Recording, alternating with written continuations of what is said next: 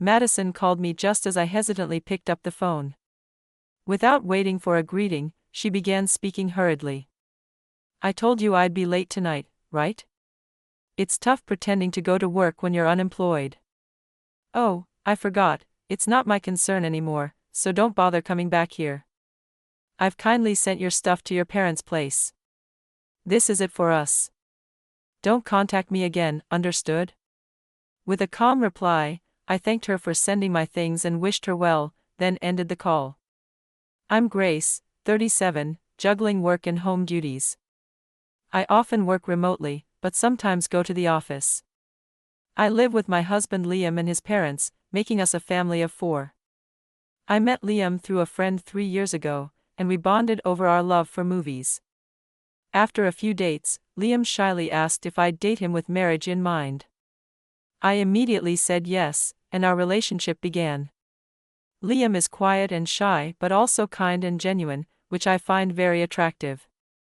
Although I was never keen on marriage, I began to see a future with him. 5 months later, he proposed, and we got engaged. His parents have always been kind, making it easy for us to live together post-marriage. There were no typical in-law conflicts. My mother-in-law, understanding of my busy work schedule, would help out with household chores, and I'd reciprocate when she was unwell. My father-in-law was always supportive, ensuring our home was a warm place. However, Liam's sister Madison was a concern. Married young and living an hour away by train, we rarely saw each other. But Madison had a harsh demeanor. The first time we met, she insulted me for marrying at an older age and hinted I was after the family's wealth. Her remarks shocked my parents and me, but my in-laws defended me, preventing further issues. Madison occasionally made harsh calls, which I chose to ignore. One day, while everyone was out, Madison unexpectedly visited, visibly pregnant. Surprised, I greeted her, recalling our last phone conversation where she hadn't mentioned her pregnancy. She brushed past me and entered the house. After making a drink for Madison, who had settled into the living room, I listened as she began to talk. "I've decided to move back in with my parents to have the baby, so I'll be staying here from today. I'm already in my 8th month," she explained. Curious, I asked if her parents knew about the pregnancy. Madison shrugged it off. "I haven't told them yet. I have my reasons, and it's none of your business." Despite her apparent discomfort, Madison quickly changed the subject when she noticed I was about to get back to work. "You're still not working, huh? Maybe it's time you thought about getting a job," she remarked, misunderstanding my situation again. I tried to explain once more that I work from home, but she wasn't convinced. "Right, as if lying helps. It just looks like you're playing on your computer all day," she scoffed, recalling a time she saw me with headphones. Frustrated, I clarified that I was on a remote meeting call, but Madison remained skeptical. "You're just after my father's retirement funds, aren't you? I've seen through your scheme. I won't let you succeed," she accused, convinced that I married Liam for money. No matter how much I argued, she wouldn't listen. That night, when Madison returned unexpectedly, the in-laws were shocked but couldn't turn away their pregnant daughter and reluctantly welcomed her. Although I wasn't thrilled, I agreed to live together out of respect for my apologetic in-laws. Madison claimed to be good at household tasks but did little, leaving behind a mess every time she used the bathroom. When I asked her to clean up after herself, she snapped. "I'm pregnant. You're not working, you should be cleaning." Madison frequently complained about our simple meals, demanding more nutritious food for her baby. Despite repeated reprimands from the in-laws, her attitude remained unchanged. The household chores, which I once shared with my mother-in-law, now became more taxing as Madison treated us like servants. I tried discussing Madison's behavior with Liam, but he dismissed it, saying, "That's not my problem. Handle it yourself." This made me question his sincerity and support. Enduring patiently, I continued to manage my workload from home, attending important meetings and organizing tasks. One day, while taking a break at a cafe, my phone rang. It was Madison calling to say she would be late tonight again, hinting at being unemployed. a misunderstanding she still held on to. When I answered the phone, Madison immediately launched into her point. I had to step out this morning pretending to go to work, but, oh yeah, I forgot. It's not my business anymore, so don't bother coming back. I've sent your things to your parents' house out of kindness. This is it between us. Don't contact me again. Confused, I asked her what she meant.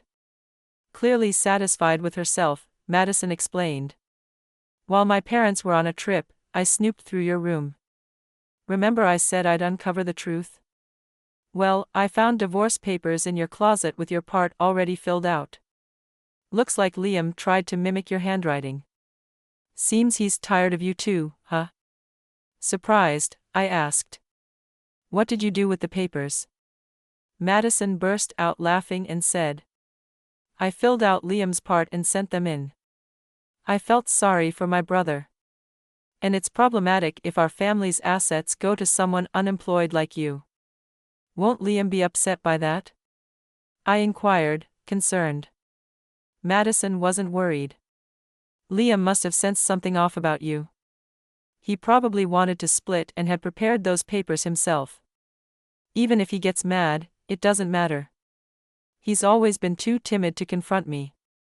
With an air of finality, she added. Now that you're practically a stranger, you can forget about getting any family money. You tried to charm our parents, but it was all for nothing. I'm cutting ties completely. Don't contact me anymore. Thanks for sending my stuff. Things might be tough from here, but take care. Although Madison's remarks were often irritating, at that moment, I actually felt grateful to her. The next day, relaxing at my parents' house, the doorbell rang suddenly. When I opened the door, Madison burst in, looking frantic. Hurry, get ready and come back. I've already submitted the divorce papers, but we can still withdraw them, she urged urgently. Calmly, I responded. Wait, you really think I want to come back after all this? Don't be so stubborn. A lot happened yesterday. Madison then revealed. When I told Liam I'd filed the papers and kicked you out, he was furious and trashed the house. We didn't know you had an annual income of $3 million and that Liam was actually unemployed. It's not our fault you never told us. I explained that in college, I co-founded a company and became a board member, which, along with executive compensation, stock dividends, and other investments, gave me a substantial income. Liam initially worked, but once he knew about my money, he quit his job and started gambling daily. His parents advised against it, but he wouldn't listen and would get so angry he'd trash the house. I continued. I wanted a divorce but stayed for the in-laws, who'd been good to me. I was waiting for them to move to a safer place first. Madison, now more subdued, shared. My mom called yesterday to say they'd moved to a nursing home using Dee's pension, and their trip was a cover. They left us the house and told us to live independently. Visibly upset and pregnant, Madison pleaded with tears in her eyes. What am I supposed to do now? You're my sister-in-law. Help me out here, as if she were a tragic heroine. I remained calm despite the emotional turmoil and responded plainly. Sister-in-law? Who gave you the right? You went through my things, found and filed the divorce papers I was preparing, and even sent my belongings to my parents' house. I understand you did it to cut ties with me, as you've said, so let's end this completely and go our separate ways. Madison's expression changed to one of shock as she quickly defended her stance. I can't imagine living alone with Liam. He'll expect me to work since I've always been a housewife and married right out of high school. Now that I'm pregnant, working isn't an option. Whenever I suggest Liam get a job, he gets angry and lashes out. It's too much for me. I've had to hide from him to avoid his temper. She then tried to convince me. If you keep supporting us financially, Liam will calm down. Just go through with the divorce but continue to support us. I was baffled by her audacity to expect that I would accommodate their needs on her terms. Wanting to end the conversation, I probed further. By the way, do you even know who the father of your child is? You claim to handle household chores easily, yet it seems you leave it all to your family while idling away. I've heard you've been using dating apps, pretending to be younger and seeking out men. What are your plans after the baby is born, especially since your husband has filed for divorce? Madison was visibly shaken by my questions. How do you know all this? She stammered. I revealed. Your mother told me. She's at a loss about what to do with you. Angered, Madison retorted. That's none of your business. After the baby, I plan to stay at my parents' house. It's my father's house, so I have the right to live there. If I knew you were wealthy, I would have treated you better. You deceived me and made me suffer. You should pay me $3 million as compensation. You can afford it with your income. Fed up with her unreasonable demands, I took out my smartphone. Is that a threat? I'll call the police, I warned. Madison screamed and ran away. Liam, seemingly uninterested or overwhelmed by the situation, hasn't reached out. Locals say he recently started working part-time at a nearby store but is struggling socially. After her ordeal, Madison chose to divorce her husband, who then demanded alimony and child support, leaving her burdened with significant debt. She started working part-time as a cleaner, a job she had never done before. She left me a tearful voice message about how hard work was and pleaded for support, but I did not respond. Madison's twin daughters have distanced themselves from her, and her husband has taken in the newborn, with a family rallying to support the child. I bought an apartment near my workplace and focused on my career, still keeping in touch with my former in-laws, who, having moved to a nursing home, are making new friends and enjoying their lives. Hearing about their well-being brings me genuine joy. I live with my husband Jackson, who is 3 years younger than me.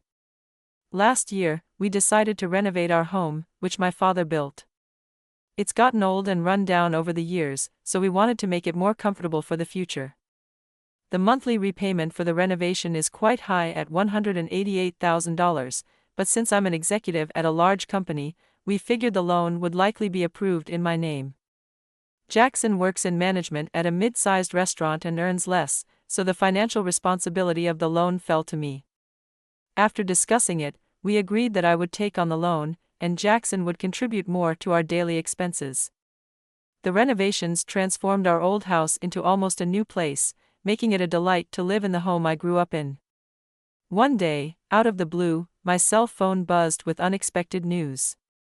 I'm getting married, my son Daniel, a 33-year-old middle manager at a leading company, told me. Daniel has always been focused on his studies and work, leaving little time for romantic relationships. So, this news was quite surprising. I was eager yet anxious to meet the woman he intended to marry, wondering if she might be taking advantage of his inexperience in love. When we finally met her, she arrived in a white chiffon dress, looking the picture of innocence. I'm Abigail. Please take good care of me, she said politely, charming us right away. She made a great first impression, warmly addressing us as Mom and Dad and expressing her happiness at meeting us. Jackson agreed, whispering to me. She's a wonderful girl. However, Abigail's overly familiar behavior during our first meeting caught me off guard.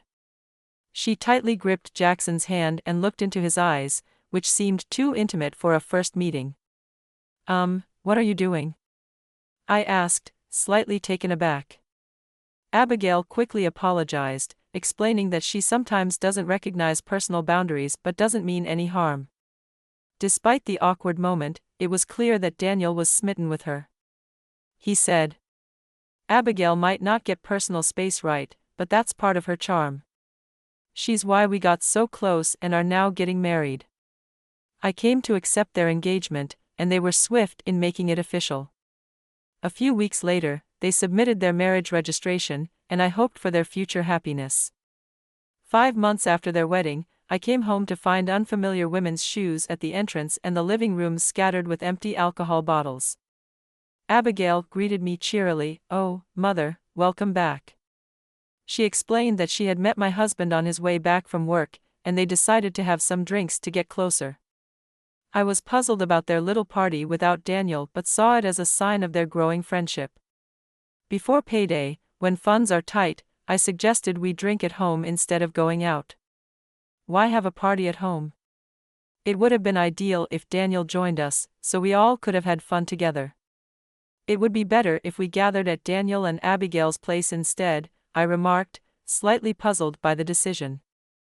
Abigail, who was noticeably drunk and slurring her words, quite a stark contrast to her usually precise speech, responded, but her explanation was unclear. I found it odd that she chose to drink just with Jackson, especially during her honeymoon phase with Daniel. Concerned, I asked, why didn't you call Daniel to join?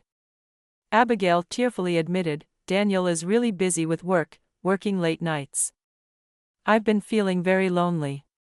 Jackson, trying to comfort her, gently stroked her head and reassured her, which made me uncomfortable. Jackson, what are you doing? She's Daniel's wife. It's not right, I scolded, feeling uneasy about the situation. Abigail quickly defended Jackson, oh, don't be so harsh on him. Her response left me surprised and confused. Overwhelmed by the day's events and feeling fatigued, I excused myself to take a bath, asking them to clean up after themselves. I called Daniel to explain what was happening, and he said he'd leave work immediately to pick Abigail up.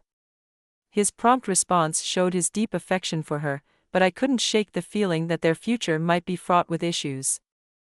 I planned to discuss their marriage when Daniel arrived. When I returned from my bath, to my surprise, both Abigail and Daniel were still there, enjoying more drinks.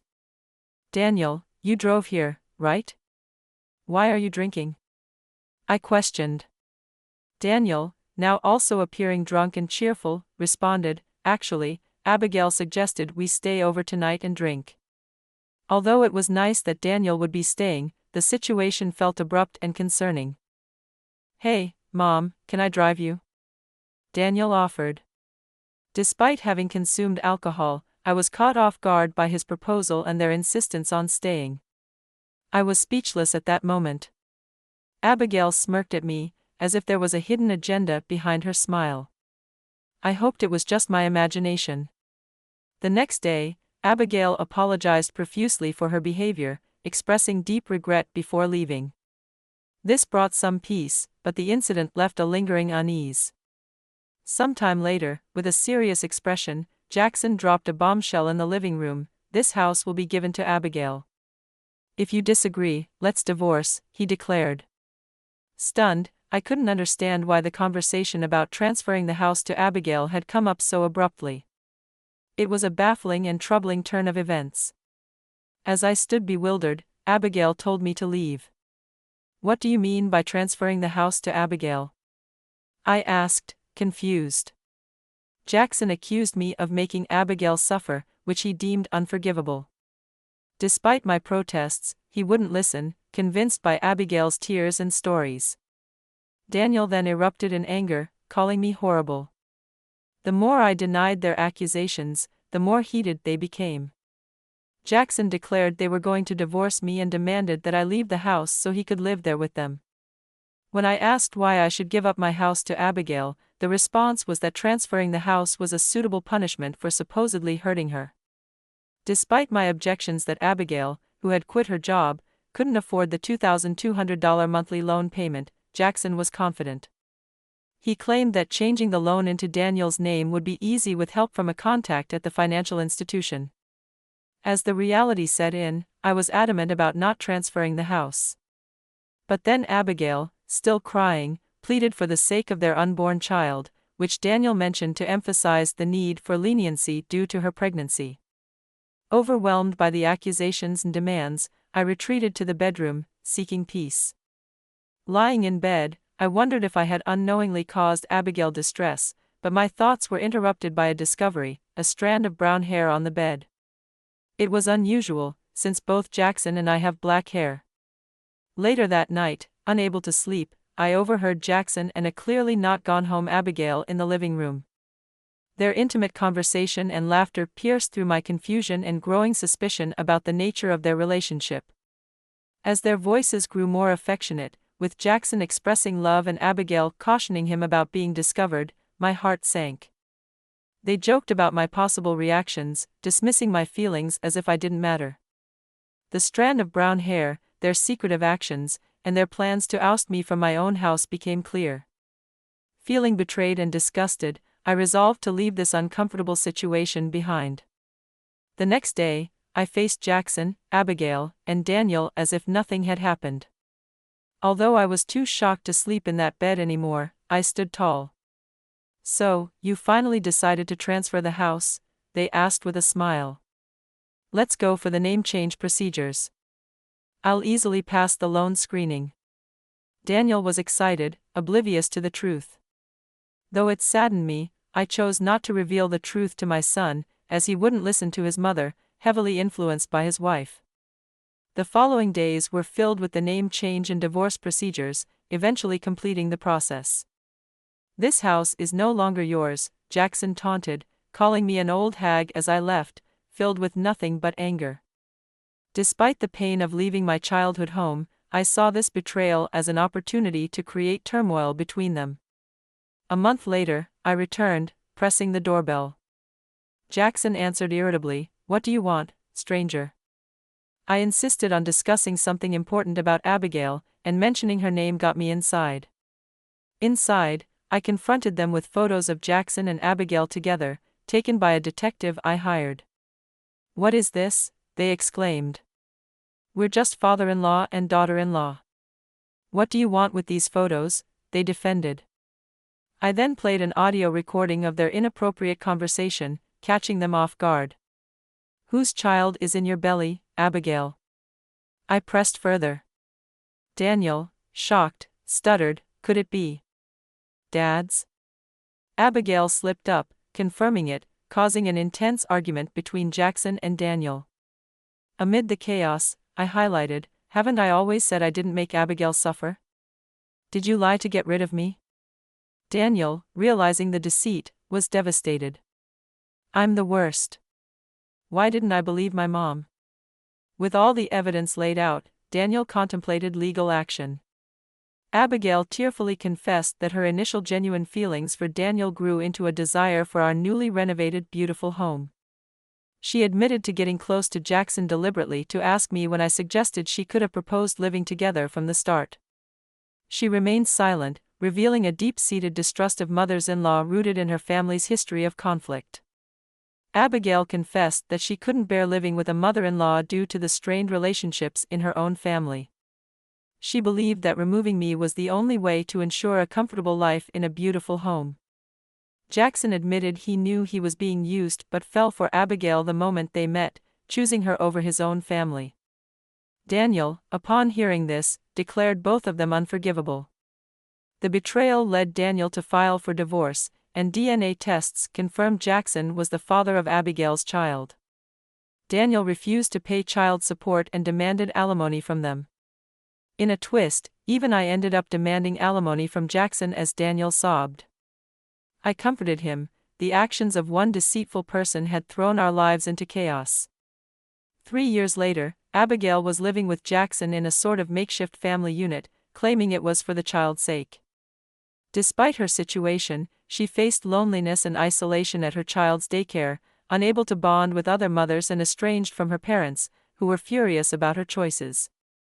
Meanwhile, Daniel found himself alone in the house that had caused so much turmoil. He considered selling it but couldn't bring himself to erase my lifelong memories tied to it.